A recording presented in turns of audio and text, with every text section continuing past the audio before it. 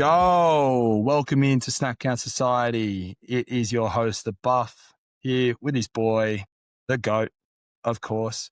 We've gotten through week one. We're sitting here to Tuesday. Miserations to losers, triumph and victory for the victors, and they're sharing in their glory. But as we know, GOAT, it is a marathon, not a sprint. So run me through how are you feeling after week one? Wow, I'm up and about. I'm feeling really good. I think it was great to finally have it back. We've been talking it up a lot. We've been on, consecutive weeks. But look, as a Colts fan, I couldn't be any happier, to be honest. Yeah, it's really good. Maybe we address this. Like I know we're going to have a bit of a segment that's going to be coming in when we get Stevie back on, who's away. He's working like a dog, and we're hoping he's hopefully going to be back on the pod later in the week for we need him back. We need his energy. I know that when we get him back, and that's the three of us, we've got a bit of a segment coming with the hand segment. But I guess, are we going to see a hand up yet with you and your take with Ballard? You went after him, man. You went after Ballard. You went after Steichen. No, look, I don't think you'll see a hand from me for that. I think, I still maintain that, Anthony Richardson, if you pick someone up, pick four, you have to give them a run. And Ballard, he still needs to be accountable for all the things that he's done to that franchise, or not done, should I say. But I think the Ursay daughters are, keeping people accountable. And, I probably put a hand up mostly for Danny. I thought, look, I knew he'd be a good facilitator, and I thought, it would be, getting the receivers involved a bit more, but not to that level. It just looked smooth, and I wonder how much of that, though, is the guy that I've been preaching and telling people to go and get, Tyler Warren, who will cover, but it looked fluid. Yeah. Yeah, it looked really good. Absolutely, man. I'm happy for you. You've gone through the ringer. You've had some doldrums, and we don't like doldrums, man. We don't like in doldrums. All sports. Yeah, you've had a bit more than others, and I guess that probably takes us a good little segue, and we'll get into our little week one recap. And I know you've got some thoughts. I know, you've just been some massive storylines. So I guess let's just start with the standouts. Like, give me your studs and duds. Like, what are we thinking? Well, my studs, I'd say the Green Bay Packers are up there. They categorically looked as advertised. Yeah. Micah, with limited preparation, was an animal on defense. It was massive. And that's why you go out and you go and get a guy like that. So for me, Green Bay, they looked fantastic. I think the other one is Josh. Mm. I unfortunately had to jump into some business, and I didn't see him do that, but wow, Josh and Lamar will be battling out for MVP. Yeah. That was an incredible game if anyone hasn't watched the highlights. Derrick Henry as well, just keeps churning. I don't know how he does that. I don't know how he does it, but you got to watch Justin Fields pretty close. Mate, I was upset, and you'll vouch for me on this. I was upset when they replaced him with Russ last year. It actually cut me deep, and I think it just hamstrung us. But I think he's just made so much progress year on year. Yeah. He looked unreal. It wasn't just obviously because he runs, you've got to respect him. You've got to be ready to come up. But then as soon as you did that, he's finding Garrett Wilson, and he is quarterback proof. And I think we got a bit scared today with Jade Jettas not being quarterback proof, but Garrett Wilson was unreal, and Justin Fields was unreal. He was unbelievable. Couldn't get over how well he looked throwing the ball, running the ball. Yeah. He looks really good, similar to his old self. And it's not that he hasn't been effective. No. I just think he's been in some poor situations, unfortunately. Yeah. Big time. Anyone that comes to mind for you as your stud for this week, or more so with their ups and downs? Well, I think that I'm not going to put a hand up in terms of him being a top 15 option just yet. Yeah. But I think that we saw something and I know we definitely saw something out of Herbert on the weekend. Yeah. Yeah.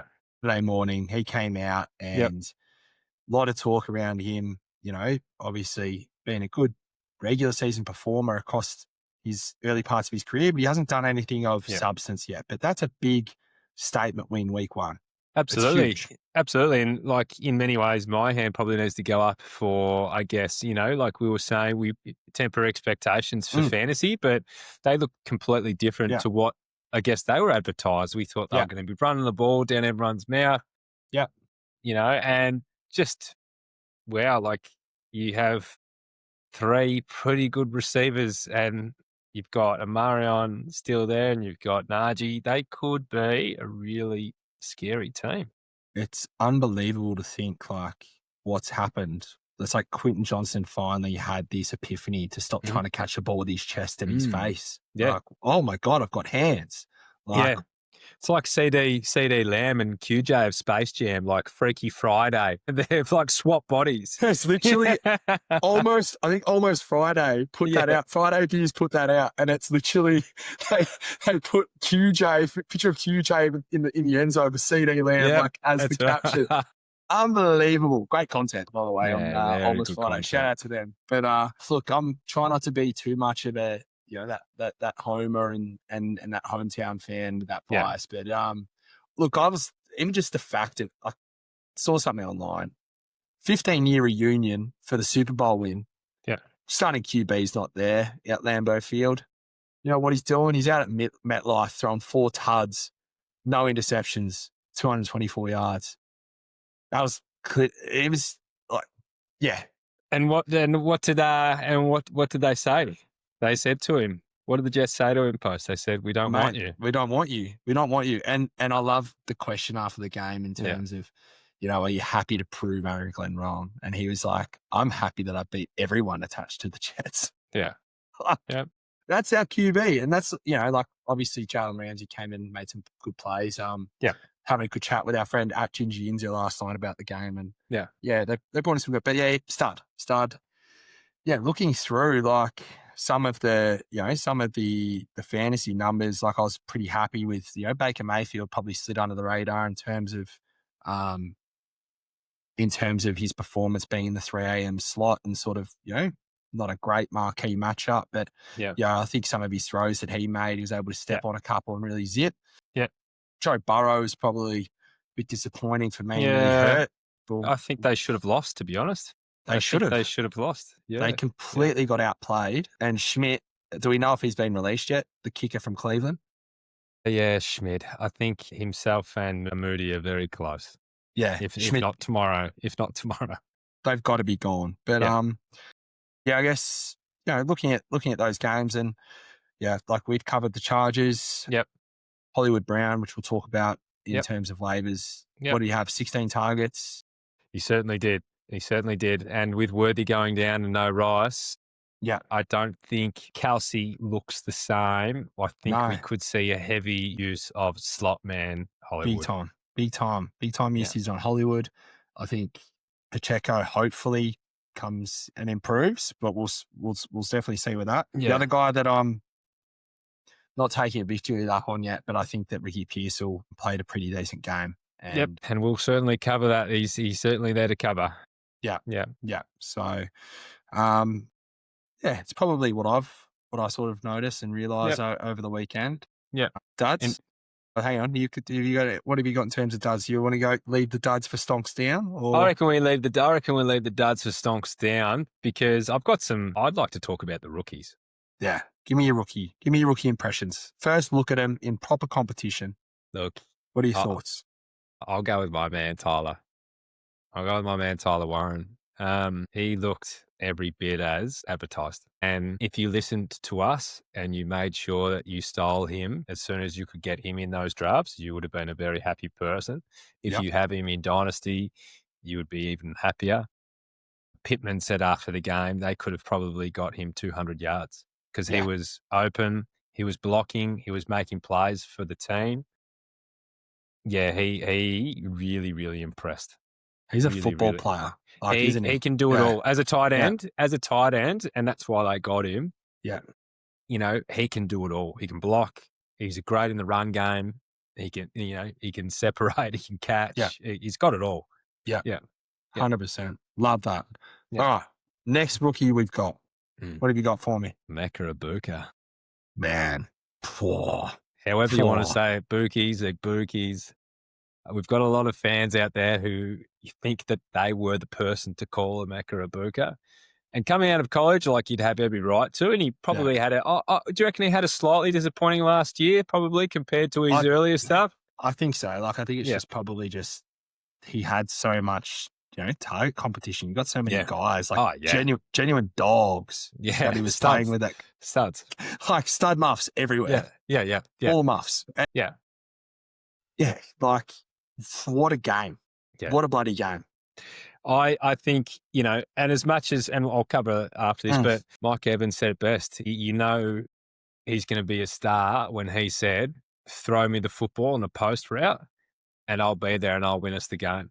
And that's exact. And Mike Evans said they went to the huddle and they ran that play. He was there. He caught it, called game. Like, apparently he called game in the huddle. He said, I'm going to call game. That's how good he is. So, I love it, man. But saying that, if you have him in a dynasty team, sell high.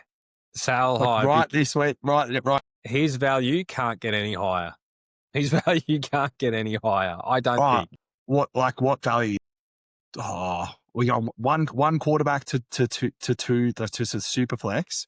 How many first rounders is he worth right now? Minimum two for super flex. Super flex. Well, it depends. If you got two early first, you'd think about it. Probably take that. It's just, if you're a rebuilding team and you'd be very happy with selecting him in the draft. I'll tell you that for free.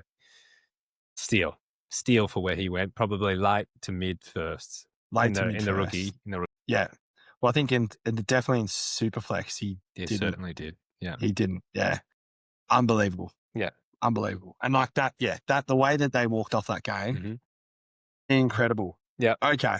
That's a wide receiver. What about some of the running backs that we saw on the weekend? Give me your thoughts. Maybe you can go with Omarion first. You can go with Travion. What I can quickly cover a few of them. I'd say don't panic on Hampton. I think the usage is going to be there. I think they're in the game where they completely went against their game plan and wanted to get their receivers involved. He, probably was in there 80% of the time. His usage was high. Don't panic on Omarion. Obviously want to see more. Travion, I think, he had 6 or so catches. He had a fair bit of run. We'll see more from him. But the one that sort of surprised me was Sampson from Cleveland. He was good. He looked really good. When in his catches that he made them count, he looked really good. And with Judkins might be coming back and might change that situation a little bit. But, those running backs sort of looked pretty good to me. Fully guaranteed deal for Judkins too. Obviously, the big one, Genti. Yeah, look, he'll only improve. I think he was averaging maybe less than 2 yards a carry in his first game, but it's going to improve. So hold on to him. But as we said, warnings. He's very small and moving from, not the highest leagues in college and going to the NFL, it takes a bit of time. Oh, he's playing absolutely. He's playing in the Mountain West. Like, yes, he had some big games against big opposition when the time came. Yeah. And also, like, as you just said, he's going to improve. Yep. He's playing against the New England Patriots, who, yes, aren't the best team in the league, but they've got a decent defense, and they're coached by bloody Mike Rabel, which I've spoken about before on the pod, where he gets the best out of his players. He's hard-nosed. If you're not hard-nosed and you can't stop the run of his team, I think, like, it's not the best stat line. 19 carries, 38 yards, touchdown, 2 catches for 2 yards. Like, he's still got 12 fantasy points. Yep. That's only going up. Buy low. Yeah, buy low. Big time. Yeah. We got any other rookie impressions?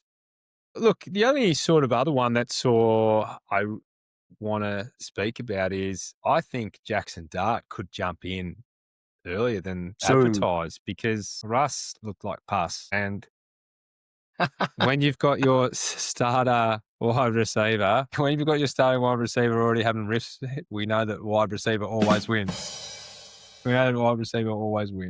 So, or they, Mr. Unlimited looked very limited. Wow, I told you after last year, the bloke's limited as. He couldn't be any more limited if he tried. It's like driving a golf cart on a golf course and you get within 50 meters of the bunker or the green, and that all of a sudden it just goes completely, not going anywhere. He's as limited as you can get. Yeah. Done. Finished. Speaking of limited, our mate Luther Burden. Did he even play today? I think his snap percentage would be pretty low. And if I do have Luther, I'm panicking. I'm looking him up right now. I'm getting his snap percentage right now. Alameda Zacchaeus had more of those touches that I thought that Luther would have. Yeah. So I'm look, we won't go early, but I'm a little bit panicky. Concerned. I'm a little bit concerned. Yeah, I'm a little bit concerned. He had, have we got the snap percentage up yet? Oh, they don't have the snap percentage up yet, but 1 target for 1 catch and -3 yards. Yeah, Luther.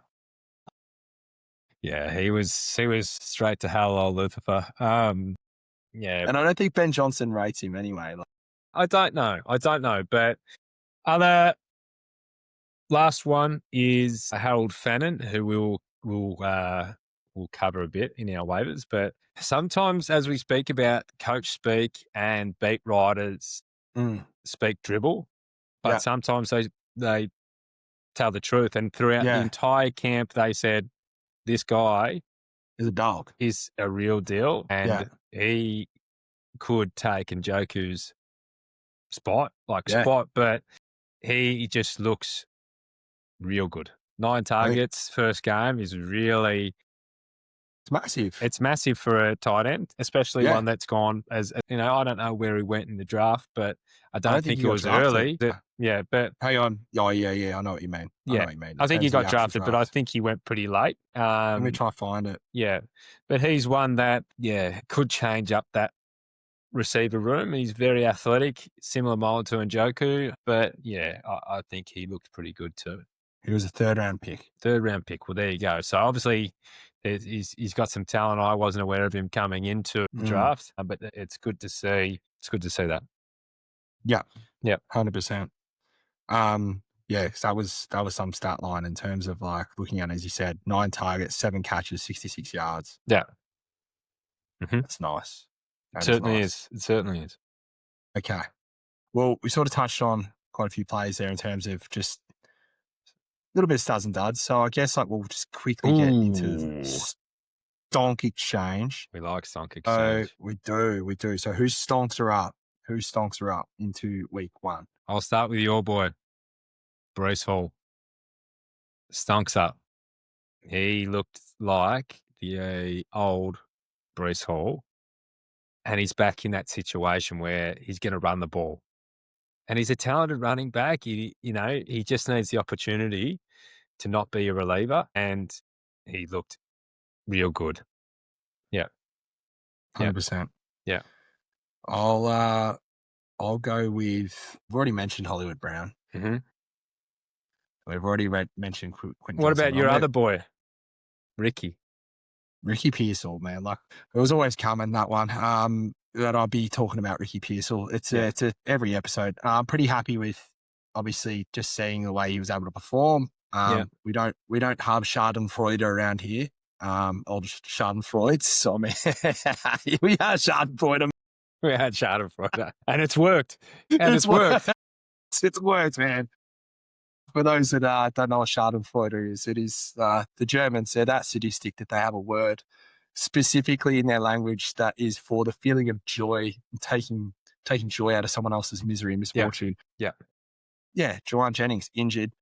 That's a shame. Kittle injured. I actually am sorry for Kittle being injured because I like him as a player, and he looks like he's done a bad hammy. It's a bad hammy. Bad one. Yeah. So Niners overall stonks are down, but Ricky Pearsall stonks all the way up. Yeah. Vertical arrow. Yeah. Who's your next stonks up? My next one is a guy that we'll have to put our hand up for, brother. It's Travis Etienne. And we do that around here. We put our hand up if required. Tank Bigsby, rest in pepperoni. I think he's off to the Eagles for a 5th round pick. It's in Philly cheesesteaks. Yeah, he's done. If you're being recruited to be kick returner, I think I got that so wrong. Yeah, I think a lot of us did, but Etienne, his stock's up. And Tutankhamun, Bashal Tutankhamun, again, I think his stocks are up as much as I don't like to say it. But yeah, Keenan, I mean, sorry, I mentioned my next one, but ETN, stocks are up.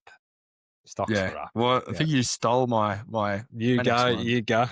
Keenan Allen. He's come out of he's just batted away the retirement home. He's like, no. He said, shut up, Tommy. He said, shut up, Tommy. Only a couple targets, you reckon? I'll have them all. Yeah, and he's an artist out there. He's just so nice with that route running. Yeah. Made the Chiefs look stupid. And yeah, Stonks up for Keenan. Sorry for stealing your next one. I had that. I was like, well, have to get him with the Keenan Allen.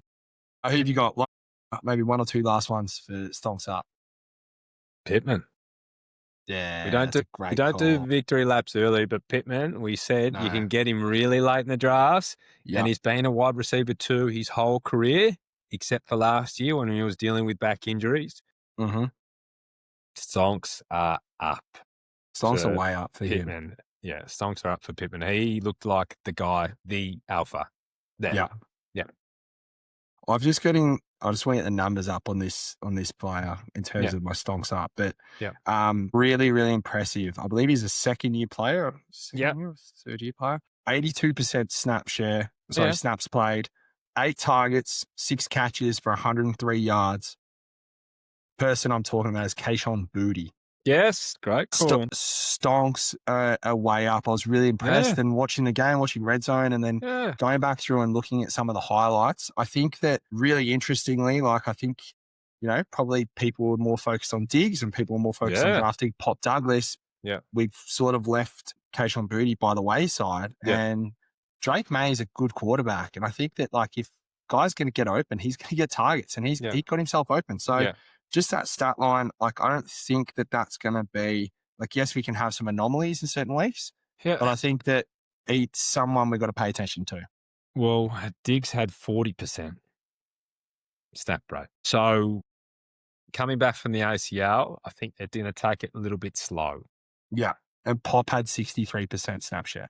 So he led. It's worth taking that risk on Booty boy. Big fella. You got one more that you want to go through? No, I want to take us downtown. Us downtown. Stonks down time. Let's go. This hurts me.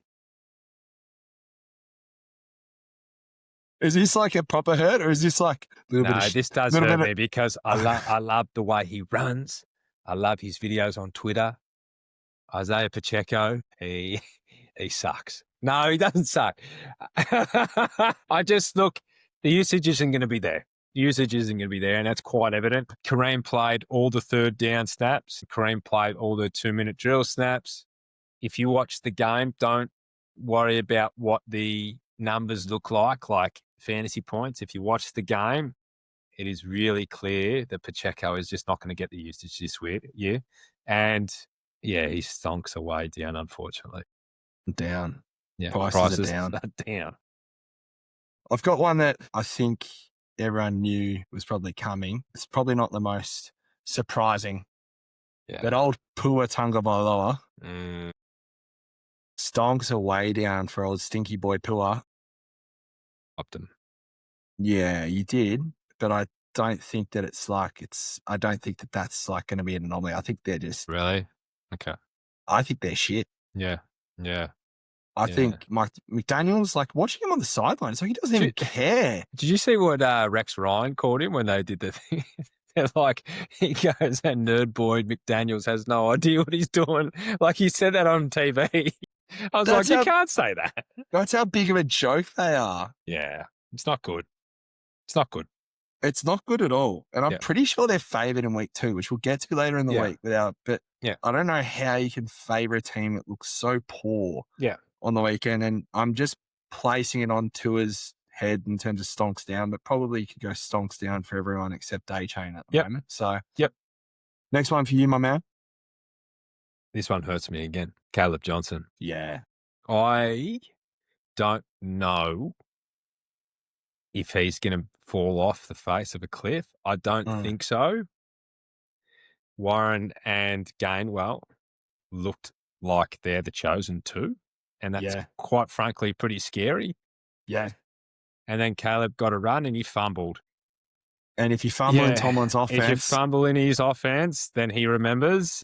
Yeah. Yeah. You burn me once. You won't burn me twice. Yeah. And that's scary to me. Yeah. Yeah. So Stonks down to Caleb. Yeah. It's eerie doing me. There's a few Stonks down that I could go through here, but I think the one I'm going to focus on. Here we go. I think the one I'm going to focus on, Stonks down to the running back room in Houston. Oh, yep. Just like they played the Rams, good offense, but like I started Nick Chubb in a few spots and it's just like a bit of a false hope that was there. He's past it, but without Mixon, like you might, I guess, roster a few of them, but I just think Stonks down. Like I'm not starting any of them. What's happened to Stroud? Dude, he was pus. What's happened to him? Like genuinely? I have no idea. I don't know. Like I just don't know what's happening in terms of play calling. Like they've lost. Dell's not out there, who I think him and Tank Dell had a really great connection. And he opens it up that little bit, doesn't he? He does. And then then obviously Nico can get going. But Nico had 3 catches off 5 targets for 25 yards. Yeah. Overall stat line for Stroud, 19 to 27. You can sort of sit there and go, it's not great, but it's not bad. But when you only go for 188 yards and an interception, it's difficult. Super difficult. Because maybe the teams are saying, well, Woody Marks, he's not going to scare us. Wash Chubb's not going to scare us. Damian Peasy, he's not going to scare us. So maybe we know what we need to do. We just sit back because they're not, they weren't running against stacked boxes when they did run the ball. And Chubb had 13 carries for 60 yards, which is okay per carry, but I just don't, that offense just didn't look great. So I just don't know, not really getting me in the Houston Texans at all. Yep. You got another Stonks down for me? Yeah, I got one more for you. Again, this hurts me to do all of this because I don't want to do this, but I'd say, Ken Walker. Oh, it's a big Stonks down. Yeah, I don't understand that usage.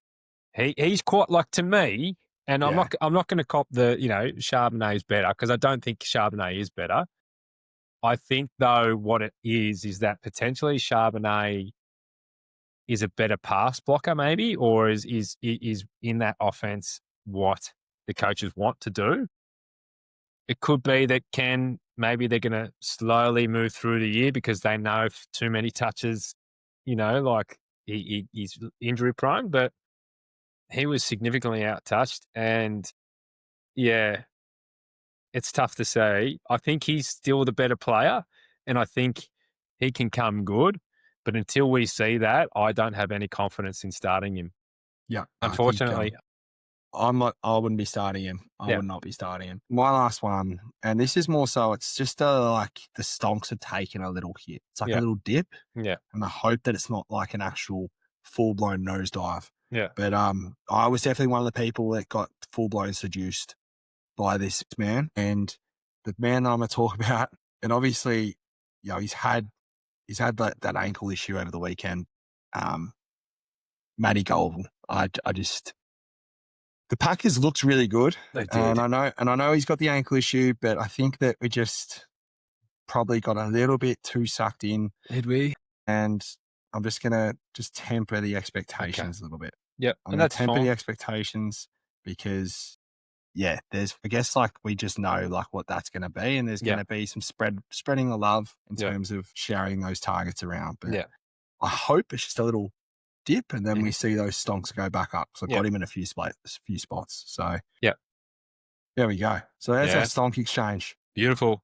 For the weekend. We're going to get into some waiver wire advice now. Yeah. Which super important part of fantasy for those that are new to fantasy. Obviously, over the weekend, you know that before your games that you can go and add some free agents. But once the games start, everything sort of turns to, and if you want to acquire anyone off the waiver wire, that all comes through on Wednesday night. So we're going to get this episode out to you tonight on Tuesday. So you've got time to go and make those particular additions to your lineup. Now, most settings will require a fab, so fantasy. I never know what it says. Fantasy something budget dollars. Fabulous asset. Fabulous.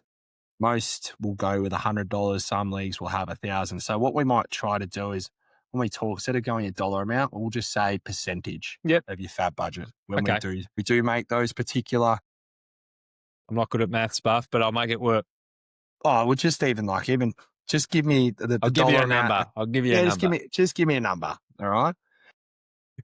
In terms of any particular waiver wire position, is there anything that comes to the top of your mind before I sort of read out and fire a couple at you?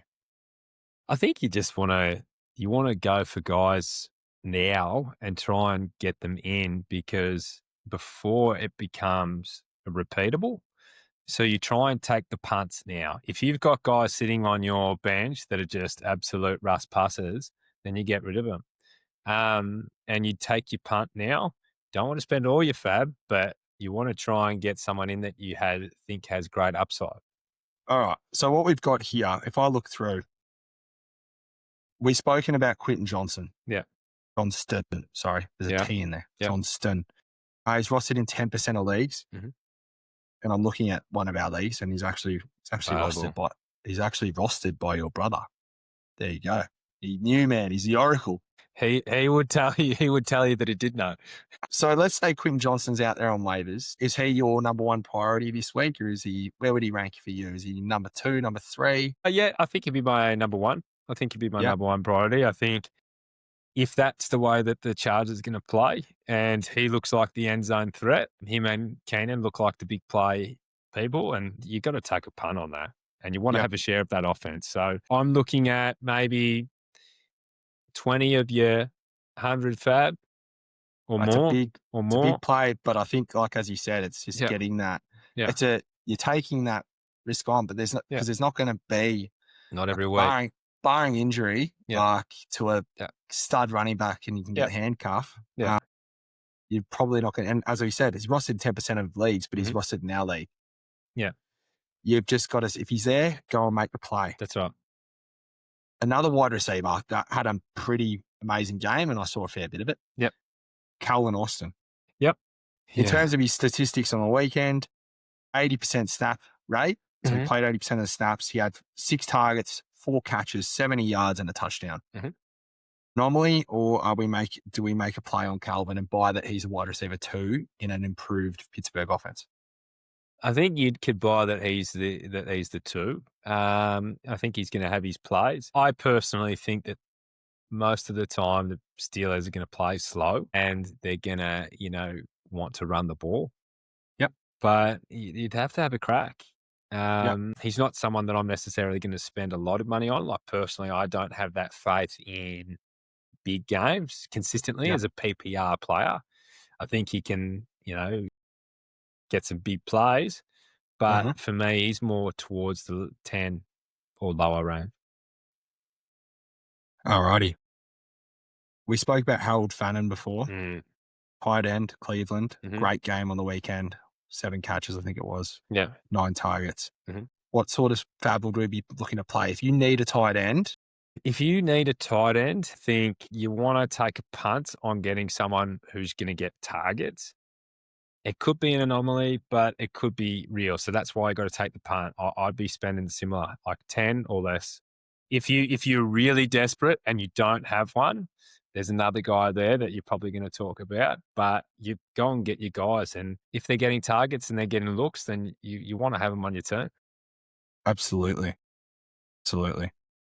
Just to preface this too, like to the listeners, the guys that I'm sort of talking about here, guys that are rostered in less than 60% of leagues, so sort of like that 59% and less. Yeah. Speaking of running backs and just working our way down the list. Yeah. We touched on Dylan Sampson and his performance this week. Yeah. Pretty impressive in the Cleveland backfield. Yeah. We saw 64 yards receiving off 8 catches, 8 targets, 12 carries for 29 yards. Yeah. Ranked as the RB9 on the week. So what are you spending, knowing that Quinshon Judkins could come back in the fold? What are you spending in terms of fab for him? See, I think running backs are tough because you again, like you just don't know. But eight catches is massive. Yeah. And he could be just that kind of. We know Flacco likes to target running backs. You got to take a punt. Again, I'd be looking 10 to 15. 100%.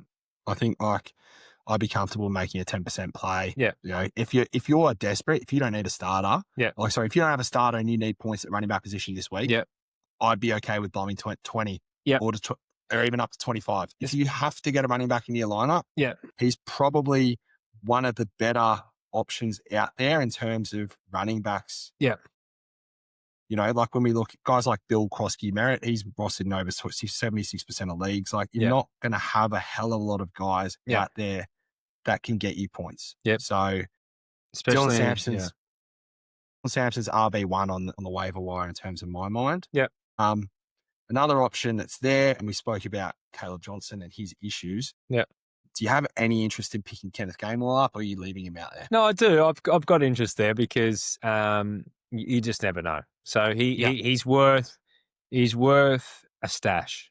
He's worth a stash. The other one is Brashard Smith. Yeah. Because with the uncertainty of that backfield, if you can sneak Brashard, and I hate that I have to tell everyone this, and it's our duty, but that would be someone that I'm trying to sneak and stash. Yeah.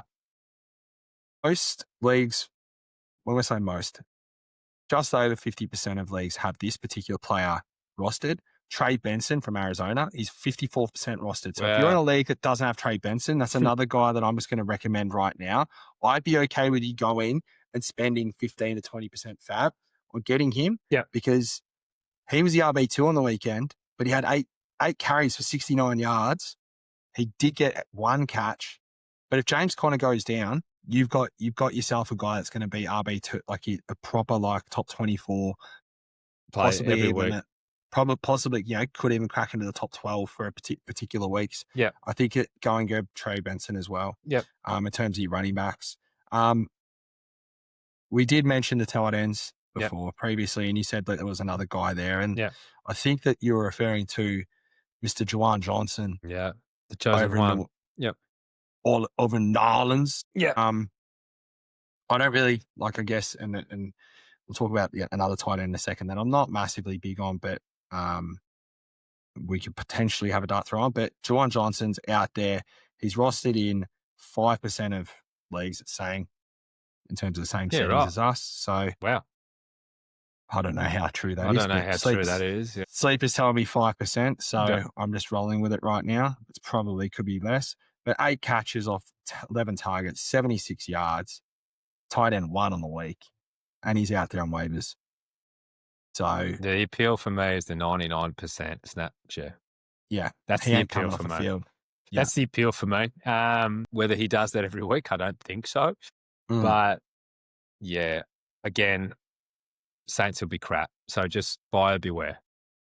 There's no competition there. There's no competition there for him. So I think that's a good get. Jake Tongers was the one I was speaking, sort of alluding to before. Kittle's out. Luke Farrell as well. Hang on. Nah. Do we have any interest in those other San Fran? No, neither. San Fran are going to be smelly. Yeah. K. Dotton was yuck on the weekend. I'm probably leaving him out there on waivers for the time being. Yeah, drop him. He's droppable. Chico Conquo didn't do much. Drop him. Probably not getting him. Hunter Henry had 8 targets. Not bad. I liked Hunter Henry's game. Yep. Yep. So he's rostered in about 35% of leagues. Yep. 65%. So if you have a Chico Conquo or a K. Dotton and you can't get a Fannin, if you can't get a Juwan Johnson, go pick up a Hunter Henry. Yeah. I think. He'll be out there. He'll have a week where he goes boom, and then he'll have some quieter weeks. Any other tight ends that you want to mention? No, I think. Oh, actually, I do have one. No, yeah, you go. How long's Brock Bowers out for? Do we know yet? I don't think he's out at all, to be honest. I think the report is. Stay. Well, if it is, I think the report is 1 to 2 weeks with a medial, but he said he's fine. Okay. Yeah. So he's saying he's fine. Something to monitor as the week goes on. But if he does miss time, Michael Mayer is worth a pickup. So again, if you don't have the ability to get a Fannin, if you don't have the ability to get a Juwan Johnson, and you're really struggling, you don't have a top tight end option. Let's say you have Kittle and you've just lost him for weeks. It could be a good little option just to stream for the next couple of weeks. Yep. He was a great tight end option and a great prospect himself. Obviously, with Bowers being out, tight end's a massive part of the game plan. I think he can come in and play a role. He won't be as good as Bowers. It's not what I'm saying, but I think he could be okay. We spoke about some of the wide receivers that are out there.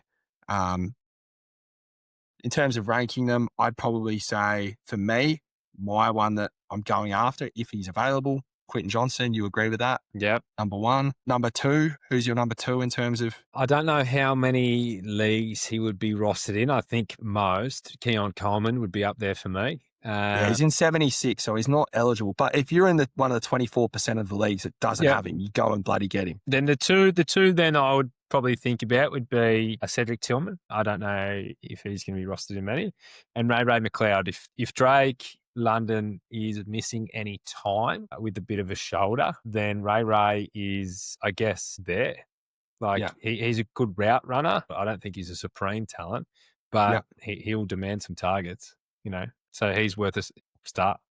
I actually need to digress and come back a little bit and backtrack and maybe just revisit our number one, because Hollywood Brown's actually only rostered in 31% of leagues. If you're in a league with Hollywood Brown that isn't rostered, how much are you dumping to get him?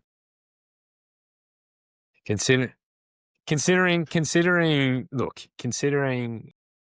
we don't know. What we're hearing at the moment is we don't know if Worthy's going to have shoulder surgery or not. We know it was dislocated. Yeah. Whether they're going to manage him through the year or not, I don't know. Yeah. If they opt for surgery, it could be that Worthy's role becomes Hollywood's role, even regardless of Rice coming back. Yeah. So, look, he's going to win you some weeks, Hollywood. If you need a winner, I'd be taking him with 40 to 30%. Big play. You've already got him rostered in our redraft league. I do. Bastard. So you're taking him. So he's probably number one. Quinn Johnson, number two. Booty. We spoke about Keon Coleman, but Booty's probably my number three. I just like leading all the snap shares. And I think we're probably consensus on that in terms of those top three. Yeah. And you spoke about Cedric Tillman, Ray McLeod, Calvin Austin is out there, worth a play. Just keep yourself open. Obviously, make a splash, make a play. Go for these guys that could win you weeks. Don't go completely overboard. We've just suggested some of those fab plays for you. But just keep in mind. Don't need to blow your wad in one. Yeah. Running backs, Dylan Sampson. If you need a running back, he's in 52% of leagues. We spoke about he's probably the number one option. Yep.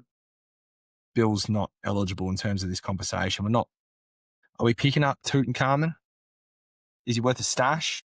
It's worth a stash, but don't splurge. Just maybe a bit of fab. Yeah. Yeah, 100%. So, and Kenneth Gainwell, just worth a little splash. Those are probably the guys that we're looking to get. Trey Benson is in 54%. So if you do see him and you're in that 56% of leagues that doesn't have him rostered, he is definitely worth a play. Beautiful. I like it. I like it. I think we managed that pretty well. Yeah, I think that's it. There's a fair bit there. And look, we're going to be active on the social. So if anyone has any questions about how do I manage my waiver wire, please just reach out. We're happy to give you advice. If you're not sure on who to drop, we can sort of point you in the direction of guys to drop and guys not to drop. Yeah. In terms of wrapping up the week, mate, do you have one more takeaway? Do you have any other thoughts you want to share with the listeners? Look, it's a roller coaster, NFL. Don't think that what happened in week one is going to dictate all of the rest of the season, except for the Colts. The Colts are going to be in the Super Bowl. Dimes and the Colts offense are the real deal, and we are going to rapidly react to that, and we're up and about. I like that. In terms of the Creator League and the Listener League, the SCS boys have gone 2-1 in both of them. Yeah. The Buffs gone 2-0 across both comps, you bloody beauty. But I'm not too sure about how the Colts are going to play in the Super Bowl. The Steelers are going to get there with A-Rod. Oh, man. We're all right. We're looking forward to having it. We're going to record later in the week. We're going to have Stevie back in the chair. Jeez, we're fucking excited to have him back. And if we give enough notice, then potentially, we might invite our old mate Benny back. Maybe. I don't know. No, he just got chopped from the chop league. Oh, that's the big win. If anyone's not playing a chop league, get into a chop league now. Like, you can do it now. Get 8 blokes. As soon as you stop listening to this podcast, get onto a chop league. Yeah. And while you're at it, hit our YouTube page, hit our Instagram, follow, like, subscribe, get onto all the good stuff. Be a friend, tell a friend. Bloody brilliant work. Brilliant work, Tommy. And we'll catch you guys later.